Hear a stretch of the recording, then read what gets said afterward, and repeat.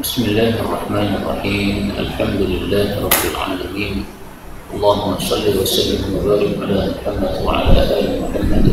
Allahumma anfa'na bima 'allamtana wa 'allimna ma yanfa'una wa zidna 'ilma wa barik lana fi 'ilmina. Warzuqna al-ikhlasa fil qawli wal 'amali kamila wa 'ilman nafi'an la yunsa wa tawfiqan daima وصحة ويقين وعافية. اللهم افتح لنا كل خير ويسر لنا كل أمور. اللهم انصر المجاهدين وارحم المستضعفين ودمر أعداء الدين وعليك بمن بغى علينا يا أرحم الراحمين. وصلى الله وسلم وبارك على النبي محمد والحمد لله رب العالمين. Alhamdulillah kaum muslimin rahimahullah. Kita lanjutkan pengajian hadis dari kitab Sunan At-Tirmidzi dan kita masih membahas tentang hukum-hukum had yang diajarkan oleh baginda Rasulullah sallallahu alaihi wasallam, yaitu pada hadis 1444. Faqala al-muallif rahimahullah ta'ala wa nafa'ana bihi wa bi ulumihi fid dharain amin. Baru maja tentang man syaribal khamra, siapa yang minum minuman keras fajribuhu maka campurlah, yaitu 40 kali. Wa man ada, dan barang siapa yang mengulangi minum lagi fir rabi'ah pada kali yang keempat faqtuluhu maka bunuhlah. Tapi ini perintah sudah mansukh, jadi hukumnya sudah tidak dipakai lagi. Hadis 14 dari Asim bin Bahdalah. Asim bin Bahdalah ini adalah Asim bin Abi Najud yang kita umat Islam memakai qiraat Quran dengan riwayat beliau atau qiraat beliau.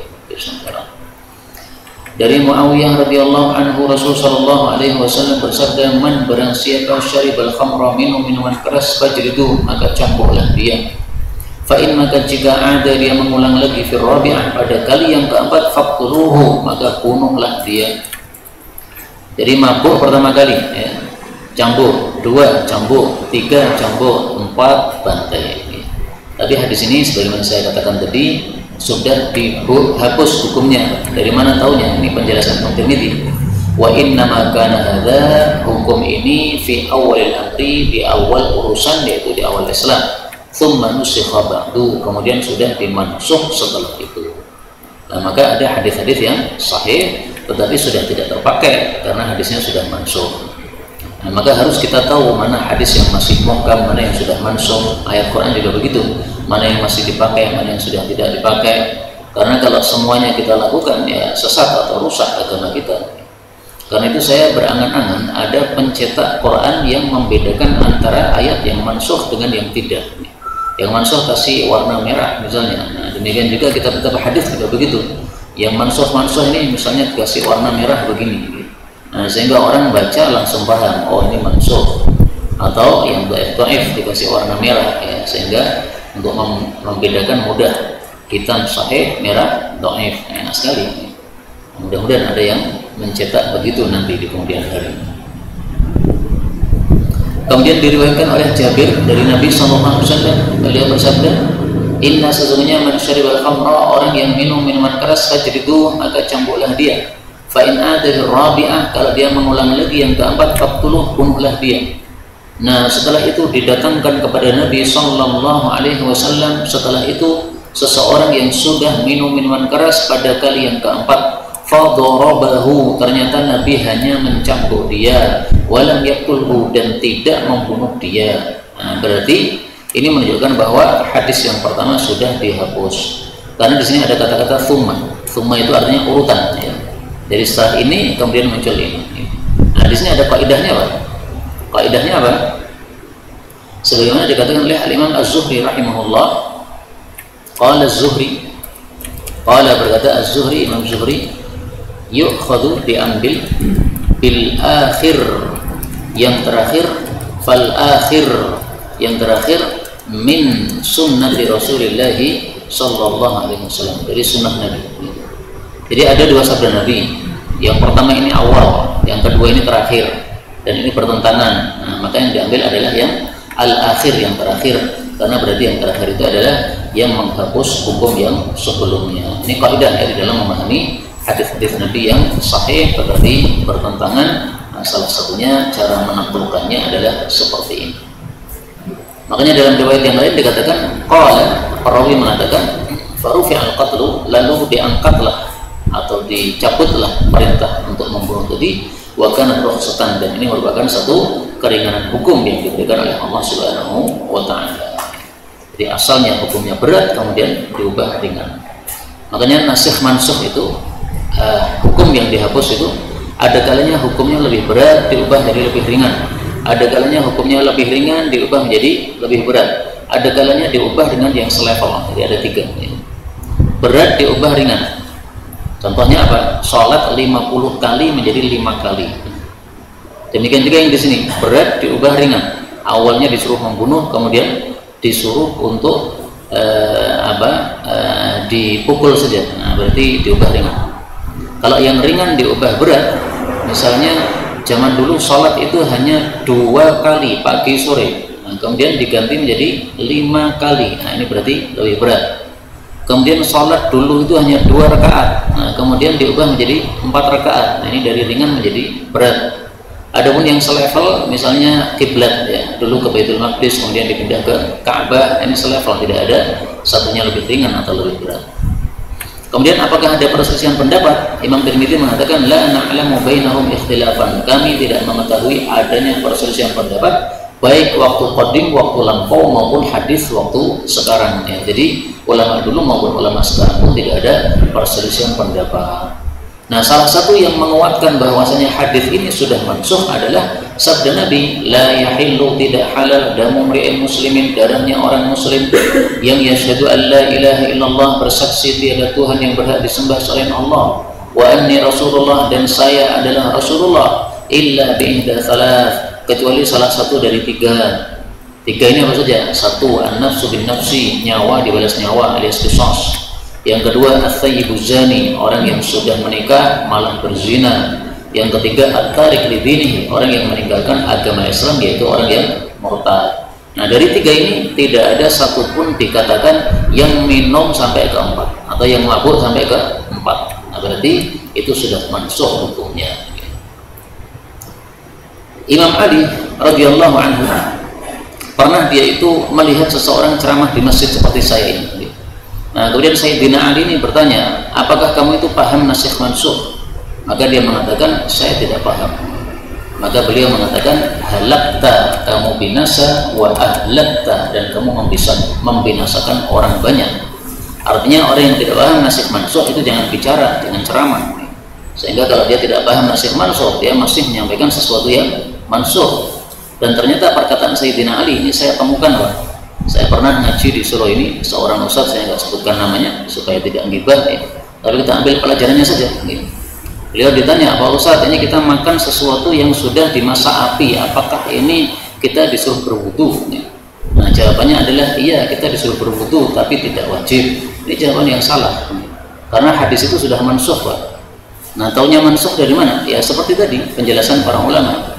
Nah, kalau tidak tahu nasikh mansukh, kemudian dia bicara di depan umum, kemudian dia menyampaikan hadis yang mansukh, hukumnya sudah dihapus, masih dia pakai, nah, ini bisa halakta wa ahlakta, Anda binasa dan Anda membinasakan. Lebih bagus kita jawab saya tidak tahu selesai masalah daripada dijawab yang salah seperti itu. Berikutnya babu maja'a fi, bab tentang kam, berapa tuqta'u, dipotong, yaitu sarik, tangannya maling. Maksudnya nisabnya maling itu berapa? Nisab itu jumlah tertentu yang apabila dicapai maka dipotongkan. Nah, ada nisabnya. Sehingga kalau maling 100.000, itu belum nisab, Pak. Maling tahu itu belum nisab. Nah, sekarang maling HP, nah, lihat HP-nya nilainya berapa? Nah, mari kita lihat nisabnya 14,5. Dari Aisyah radhiyallahu anha bahwasanya Nabi sallallahu alaihi wasallam kana adalah yaqta'u, biasanya memotong tangan pencuri, fi rubu'i dinarin, pada 1/4 dinar, fasa'idan atau lebih. Nah, dari sini diambil pelajaran, berarti nisab maling itu adalah 1/4 dinar. Dulu saya mengatakan 1/4 dinar itu adalah 500.000. Itu dulu, Pak ya. Pengajiannya juga di sini juga. Sekarang saya ubah, bukan karena salah, tapi karena dinar sudah naik harganya. Tahun 2025 saya barusan ngecek, Itu seperempat dinar itu sekitar 2 juta. Dulu di sini juga saya mengatakan seperempat dinar adalah 500.000, karena waktu itu 1 dinarnya 2 juta. Nah sekarang 1 dinar itu bisa mencapai 8 juta. 8 juta berarti seperempatnya berapa? 2 juta. Jadi laptop ini kalau dimaling, nah ini mencapai nisab, karena harganya di atas 2 juta. Baju saya ini kalau dimaling, nah tidak sampai nisab, karena harganya tidak sampai 2 juta. Memang ada yang meriwayatkan hadis ini secara marfu', ada juga yang meriwayatkan hadis ini secara mauquf, yaitu bukan sabda Nabi, tapi dua-duanya riwayat yang benar, baik sebagai sabda Nabi maupun sebagai perkataan Aisyah, ini semuanya sahih, sehingga bisa dijadikan sebagai dalil. Nah, maka di sini di footnote saya mengatakan rubu' dinar, seperempat dinar itu adalah milyunani takriban, 2 juta kira-kira 2025, tahun 2025, wallahu a'lam. Nanti bisa dicek lagi. Cara ngeceknya gampang ya. Jadi berapa harga emas, maka kita sesuaikan dengan angka dinar. Jadi emas itu kan nisabnya 85 gram. Terus dinar itu nisabnya adalah 20 dinar. Nah silahkan nanti 85 gram itu berapa rupiah, kemudian itu disetarakan dengan 20 dinar, kemudian dibagi sampai seperempat tadi, seperempat dinar. Nah hitungan saya adalah dari 2 juta. 1446 dari Ibnu Umar radhiyallahu anhuma, dia mengatakan qata'a, telah memotong Rasulullah sallallahu alaihi wasallam, memotong tangan maksudnya, fi nijannin, karena perisai, yaitu yang dicuri, qimatuhu, yang nilainya adalah 3 darahim, 3 dirham. Nah kata-kata 3 dirham ini bukan menjadi nisabnya pencurian, bukan. Nisabnya tetap yang tadi ya, seperempat dinar. Adapun 3 dirham ini karena waktu itu senilai dengan seperempat dinar. 3 dirham senilai dengan seperempat dinar. Karena dulu 1 dinar itu senilai dengan 3 kali 4, berarti berapa? 12 dirham. Nah maka kata-kata thalatha dirham, 3 dirham maksudnya senilai dengan seperempat dinar.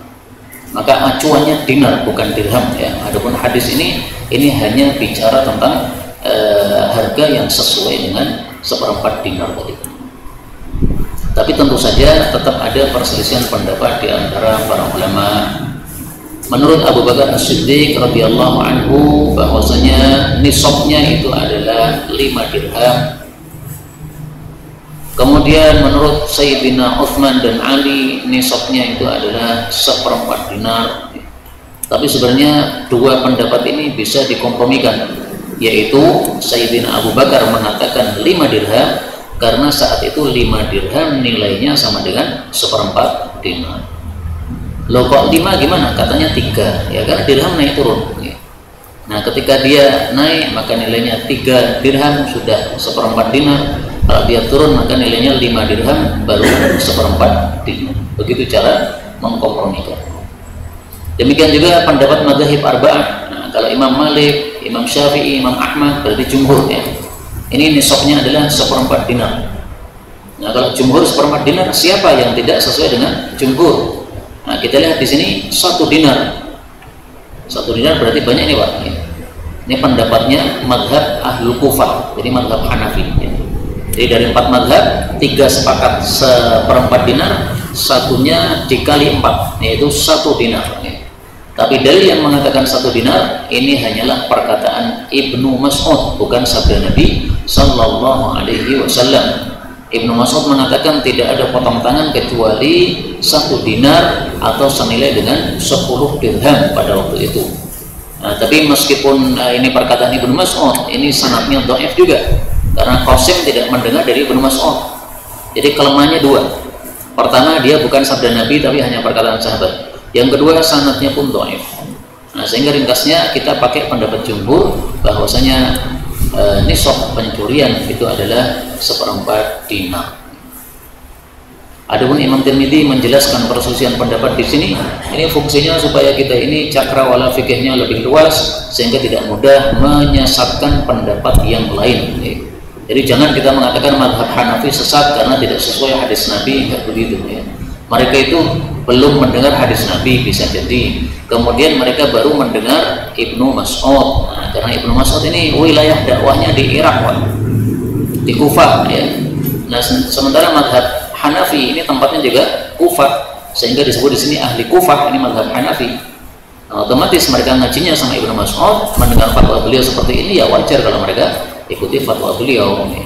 Tapi tentu saja kalau kita dengar sabda Nabi, kita dahulukan sabda Nabi dari perkataan siapapun juga. Berikutnya babu maja'a fi bab tentang ta'liqi, digantungkannya ya disarik tangannya orang yang maling. Jadi orang maling, tangannya yang kanan dipotong sampai pergelangan ini. Habis itu jangan langsung dikubur, tapi digantung dulu di lehernya sini. Kemudian dipajang, ya. Misalnya dia disuruh berjalan di kampungnya, supaya semua orang tahu, supaya ngambil pelajaran. Ya. Kalau zaman sekarang ya diiklankan di televisi, di YouTube dan sebagainya, ya, bahwa ini si fulan sudah maling, ini pajang tangannya dipajang di lehernya, supaya dia jadi pelajaran untuk orang-orang lain.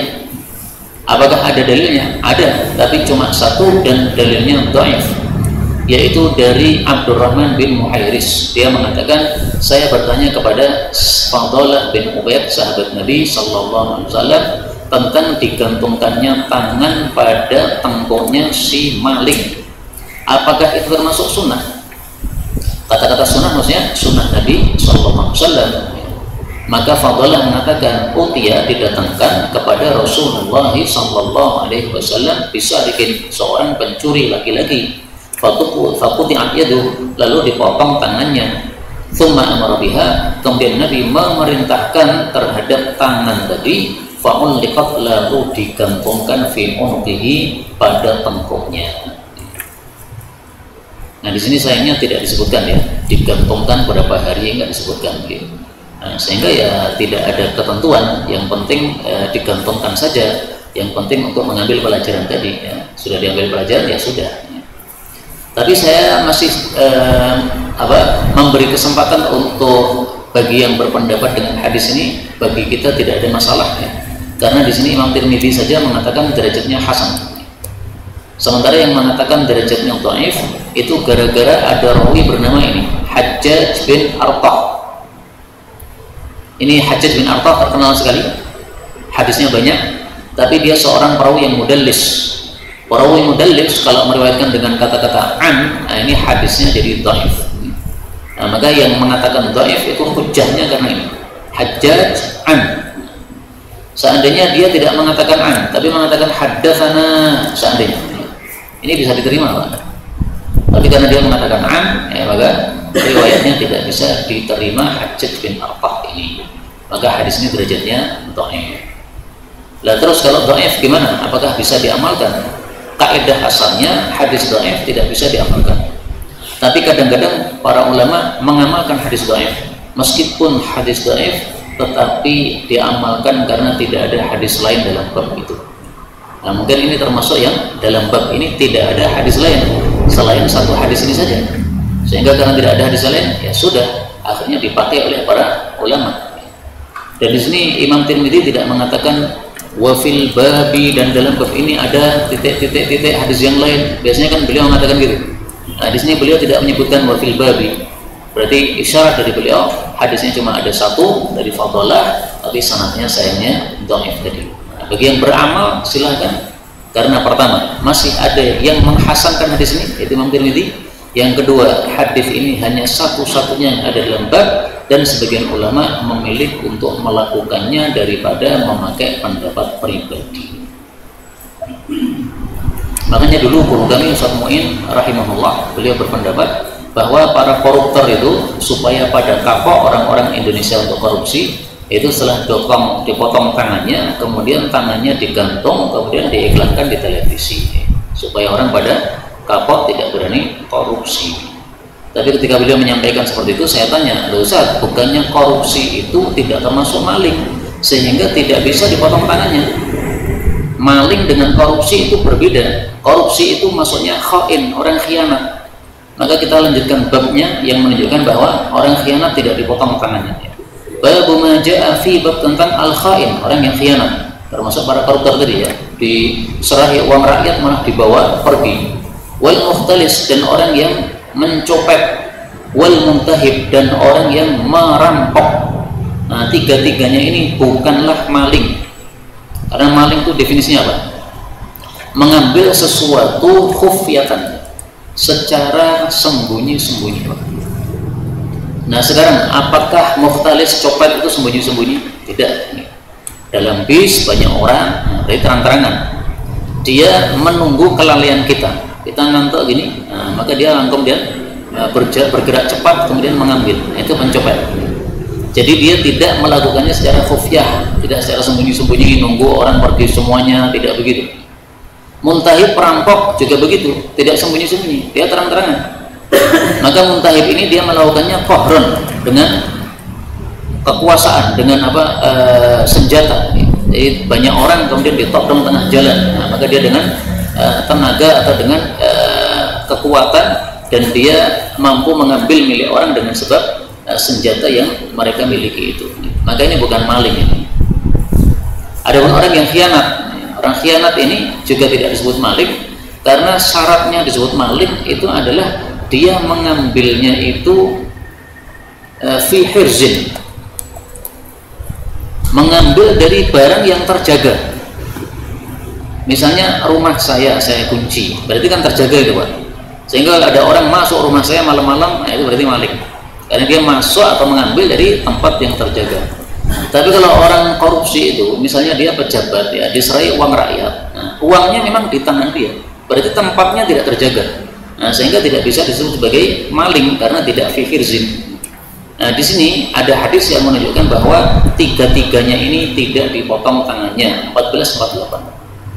Dari Jabir radhiyallahu anhu, dari Nabi sallallahu alaihi wasallam bersabda, "Laisa, tidak ada ala khainin, bagi orang yang khianat, wala muntahibin, tidak pula orang yang merampok, wala mukhtalisin, tidak pula orang yang mencopet, tidak ada qat'un, tidak ada potong tangan."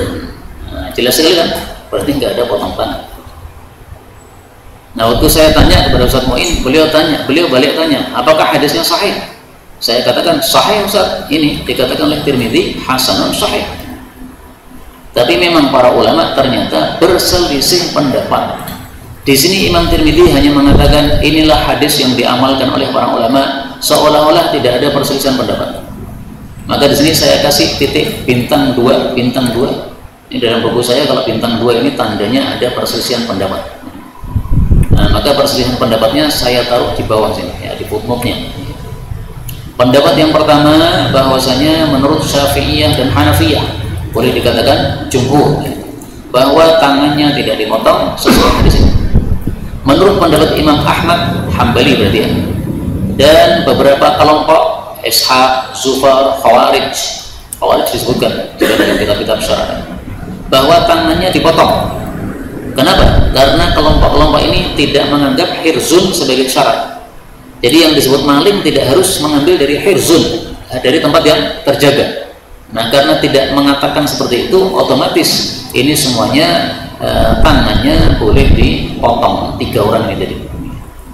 Nah, makanya kalau Ustaz Muin waktu itu tidak tahu bahwasanya ada hadis ini, wajar, karena beliau kuliahnya di Saudi. Saudi itu mazhabnya Hambali, Pak. Nah, dalam mazhab Hambali, 3 orang ini semuanya dipotong tangannya. Korupsi ya dipotong tangannya, rampok ya dipotong tangannya, kemudian pencopet juga dipotong tangannya. Nah, sehingga ketika saya tanyakan ini, beliau malah belum tahu kalau hadisnya sahih. Ya, sangat wajar sekali ya, karena mazhab beliau berarti mazhabnya mazhab Hambali. Nah, kalau kita pakai mazhab Syafi'i, maka para koruptor itu tidak dipotong tangannya apabila dia tidak mengambil dari tempat yang terjaga tadi. Dia seorang pejabat, dia diserai uang rakyat, dia pegang, malah dikorupsi. Itu namanya khain, orang yang khianat. Lah terus kalau tidak dipotong diapakan? Nah, kalau tidak dipotong berarti ini kenanya hukum takzir. Takzir itu apa? Terserah kepada imamnya. Seandainya imamnya mengatakan qatlun, bunuh saja, karena korupsinya besar sekali, 1 triliun misalnya, boleh untuk dibunuh. Jadi bukan berarti kalau tidak boleh dipotong berarti bebas, nggak ada kata-kata bebas. Bahkan boleh yang lebih dari dipotong tangan, yaitu apa? Dibunuh, sebagaimana difatwakan oleh Imam Malik rahimahullah. Orang yang melakukan ini, ya, kalau dia itu lebih dahsyat daripada maling, maka bisa ditakzir oleh imam sampai kepada derajat pembunuhan, dibunuh, saking beratnya apa? Kemadaratan atau kerusakan yang dia lakukan. Nah, maka dibunuh, dipancung itu para koruptor itu, kemudian dipajang di televisi supaya semua orang yang melihat pada tidak berani melakukan korupsi. Sekarang apa yang hadisnya sahih bahwa dia maling tapi tidak dipotong tangannya? Nah, ini bab berikutnya. Bab ma jaa, bab tentang la qat'a, tidak dipotong fi thamarin, ketika maling buah, wala kasar, tidak pula maling gempol. Apa itu kasar? Yaitu adalah syahmatu an-nakhil. Jadi pohon kurma itu kan ada batangnya, bagian atasnya di tengah itu ada sesuatu yang lembut, yang empuk, yang kalau dimakan enak. Mungkin yang seperti ini adalah mungkin pohon kelapa, mungkin, Allah a'lam, ya, saya tidak paham, tidak pernah naik pohon kelapa dan tidak pula pernah naik pohon kurma. Tapi dikatakan guru saya kasar itu adalah seperti itu. Jadi kalau samar itu buahnya, kurmanya, ya, yang di apa tandannya itu. Tapi kalau kasar itu adalah di bagian atas dari pohonnya, ya, dari apa batang pohonnya, bagian atas di bagian tengah. Nah, itu kalau dimaling tidak ada potong tangan. Nah, kalau untuk orang Indonesia, ya, la qat'a fi thamarin, tidak ada potong tangan untuk maling buah pisang, wala kasar, tidak pula tuntut pisang. Jadi seandainya Nabi berada di Indonesia, beliau akan mengatakan buah pisang dan tuntut pisang. Tapi karena beliau di Arab tidak ada buah pisang, maka beliau tidak mengatakan apa? Tuntut pisang tadi. Tapi mirip dengan itu. Sekarang kita baca hadisnya 1449. Bahwasanya Rafi' bin Khadij radhiyallahu anhu berkata, saya mendengar Rasul sallallahu alaihi wasallam bersabda, la qat'a, tidak dipotong, fi thamarin, pada buah yang dimaling, wala kasarin, dan tidak pula kasar yang dimaling. Nah, ini maksudnya adalah yang masih berada di pohon masing-masing. Tapi kalau buahnya sudah dimasukkan toko buah, habis itu malam-malam dirusak itu pintunya, kemudian dimaling. Nah, di sini berlaku hukum pencurian, Pak. Sehingga dilihat buahnya yang dimaling itu berapa. Kalau yang dimaling ternyata sudah sampai 2 juta nilainya, nah, di sini terjadi potong tangan. Tapi kalau tidak sampai 2 juta, ya tidak dipotong tangan. Karena itu ringkasnya, buah ini dibagi 3, ya. Yang pertama, ala syajar, buahnya dia itu masih berada di atas pohon. Ala syajar, masih di atas pohon. Di sini la qat'an, tidak ada potong tangan sama sekali, sesuai hadis ini. Yang kedua, fi jarin, buahnya sudah dimasukkan di satu tempat penyimpanan. Orang Arab menyebutnya namanya jarin, ya. Tempat untuk menyimpan kurma-kurma yang dikeringkan, namanya jarin. Nah, di situ kalau sudah mencapai nisab, maka di situ harus qat'un, dipotong tangannya. Berarti ada 2 kemungkinan, ya, kemungkinan nisab, kemungkinan tidak. Nisab potong tangan, tidak nisab ditakzir.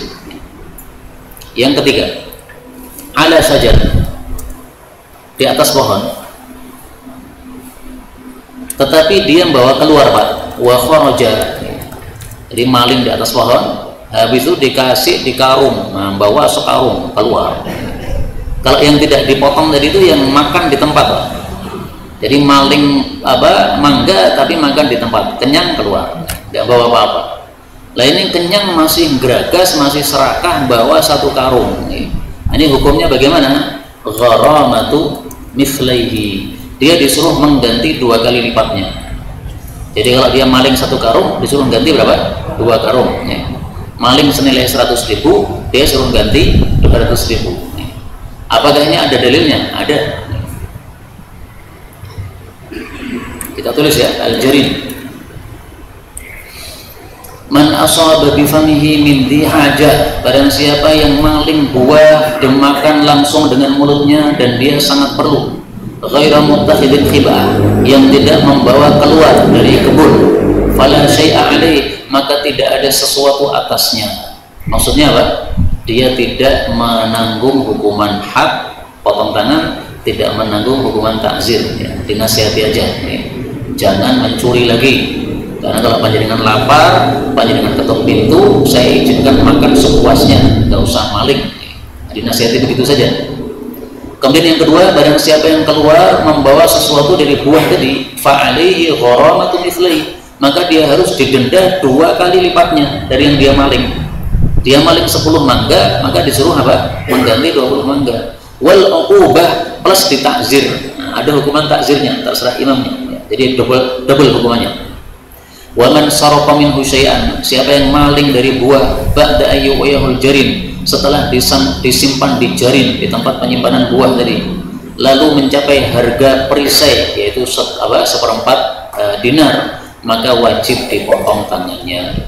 Barang siapa yang mencuri tetapi kurang daripada itu, maka dia sama dengan yang bawa keluar dari kebun tadi, dia harus menanggung 2 kali lipatnya dan ditakzir oleh imam. Hadis riwayat Imam 3 dan hadis ini derajatnya sahih.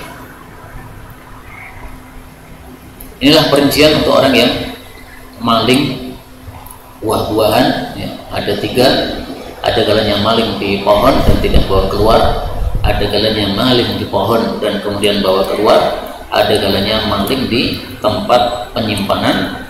Maka kalau sudah mencapai nisab, dia harus untuk apa?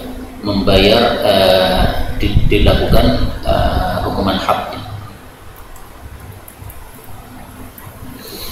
Bab berikutnya bab majaa, bab tentang alla tuqta'ul aidi, tidak boleh dipotong tangannya maling fil ghazwi, di dalam perang. Jadi sedang perang melawan Israel, kemudian ada yang maling di antara kaum mujahidin ini ya. Dipotong tangannya atau tidak? Hadis 1450 dari Busr bin Arqah, dia mengatakan, aku mendengar Nabi sallallahu alaihi wasallam bersabda, la tuqta', tidak dipotong al-aidi, tangan-tangan maling fil ghazwi, di dalam perang. Tapi hadis ini dikomentari oleh Tirmidzi gharib. Gharib artinya apa? Dhaif. Dan ini nama Busr bin Arqah ini juga diperselisihkan. Apakah yang benar Busr bin Arqah atau Busr bin Abi Arqah? Yang benar itu Arqah atau Abi Arqah. Dan ini baru saya tahu Pak, ada nama Jawa mirip nama Arab nih. Arqah kalau bahasa Arab, kalau bahasa Indonesia Sugih Arqah nih, Suharto nih, mirip nih. Mungkin artinya sama ya. Arqah nih, duit. Berikutnya, oh ini ada perselisihan pendapat para ulama, tapi oleh Imam Tirmidzi hanya diisyaratkan saja ya. Beliau mengatakan yang mengamalkan hadis ini adalah ba'dun, sebagian ulama. Kata-kata sebagian menunjukkan adanya perselisihan pendapat, berarti sebagian yang lain tidak pakai hadis ini. Nah yang pakai hadis ini siapa? Al-Imam Al-Auza'i. Mazhabnya Auza'i ini sudah punah. Kata Imam Auza'i bahwasanya hukuman had tidak ditegakkan pada waktu perang ketika ada musuh. Khawatirnya apa? Khawatir kalau orang yang maling ini malah dia akan bergabung dengan musuh. Jadi habis dia maling akan dipotong tangannya. Nah, dia khawatir dipotong tangannya malah murtad sekaligus, kemudian gabung dengan musuh. Nah, maka dikhawatirkan seperti itu, udah nggak usah dipotong tangannya. Terus solusinya gimana? Ya nunggu sampai pulang. Kalau sudah pulang ke kampung Islam, nah baru dipanggil. Kemarin kamu maling ya, sudah mencapai nisab. Nah sekarang kamu ditegakkan hukuman had. Ini perkataan Al-Imam Al-Auza'i sesuai hadis ini. Jadi tidak boleh dipotongnya itu hanya fil ghazwi, di waktu perang saja. Kalau sudah tidak perang alias sudah balik ke rumah, maka hukumannya masih berlaku. Nah, sehingga dipotong tangan ketika sudah pulang ke rumah. Tapi mayoritas ulama tidak memakai hadis ini. Maka di bawah di sini saya sebutkan wal jumhur ala khilafi. Sementara mayoritas ulama tidak sesuai dengan pendapatnya Imam Auza'i. Kenapa? Karena ada hadis riwayat Imam Ahmad, aqimul hududa fil hadari was safari. Tegakkan hukuman had baik ketika mukim maupun ketika safar. Jadi hukumnya tidak dibedakan antara mukim dan safar, antara perang dan tidak. Nah ringkasnya ada hadisnya, tetapi diperselisihkan apakah hadisnya dipakai atau tidak dipakai. Yang berpendapat hadisnya nggak dipakai karena di sini ada rawi bernama Ibnu Lahiyah. Ibnu Lahiyah ini seorang ulama ahli hadis, tinggal di Mesir. Dia hafalannya rancu. Rancunya gara-gara kitabnya terbakar, Pak. Jadi kitab itu untuk para ulama itu seperti harta yang paling istimewa. Misalnya orang kaya yang harta istimewanya adalah mutiara misalnya. Nah, kehilangan mutiaranya dia bingung karena ini harta paling mewah. Nah, ulama itu harta yang paling mewah adalah kitab-kitabnya. Beliau pernah rumahnya terbakar, kitabnya ludes semua. Nah, jadi pusing beliau, ya. Akhirnya hafalannya jadi rancu. Sehingga karena hafalannya rancu, hadisnya menjadi dhaif. Sehingga tidak diterima oleh Al-Imam At-Tirmidzi. Di sini beliau mengatakan gharib, ya. Gharib artinya apa? Maksudnya dhaif gitu. Berikutnya, ini masalah pencurian sudah selesai. Sekarang masalah yang lain, Pak. Masalah jima yang haram. Babu ma jaa fi rajul, bab seseorang yaqa'u menjima ala jariyati imraati, terhadap budaknya istrinya. Saya punya budak, saya boleh menjimanya. Istri saya punya budak, saya tidak boleh menjimanya karena bukan milik saya. Meskipun istri saya mengizinkan, monggo Mas silahkan, nggak bisa karena bukan milik, ya, tidak boleh dijima. Hadis 1451 dari Habib bin Salim, dia mengatakan telah dilaporkan kepada Nu'man bin Bashir seorang laki-laki yang menjima budaknya istri. Maka dia mengatakan, sungguh betul-betul saya akan berikan keputusan dalam masalah itu dengan keputusannya Rasulullah sallallahu alaihi wasallam. Apa keputusannya? Dua, Pak. Yang pertama, lain jika kanat adalah dia itu ahallat halahu, menghalalkan budaknya untuk suaminya, la ajlidannahu mi'atan, saya akan cambuk dia 100 kali, disamakan dengan perawan yang berzina, cambuk, enggak rajam. Yang kedua, wa illam takun ahallatha, kalau istrinya tidak menghalalkan budaknya kepada suami, rajam tuh, maka saya rajam. Nah, jadi hukumannya dibagi dua. Diizinkan tidak sama istrinya. Kalau diizinkan, ya istrinya salah ini, mengizinkan yang bukan miliknya, nggak boleh, ya. Nah, tapi salahnya ringan karena sudah diizinkan, berarti dicambuk saja. Tapi kalau kesalahannya fatal, berat, nah, maka dirajam, ya. Tapi hadis ini derajatnya dhaif, sehingga saya kasih tanda garis bawah di sini, ya. Adapun sebab kedhaifannya ini saya belum sempat melihat. Coba kita cek sebentar, ya. Kalau ada penjelasannya kenapa dianggap dhaif, alhamdulillah. Kalau tidak ada, ya kita lewati untuk kita cari di waktu yang lain. Karena ini ada kitab pensyarahnya di sini.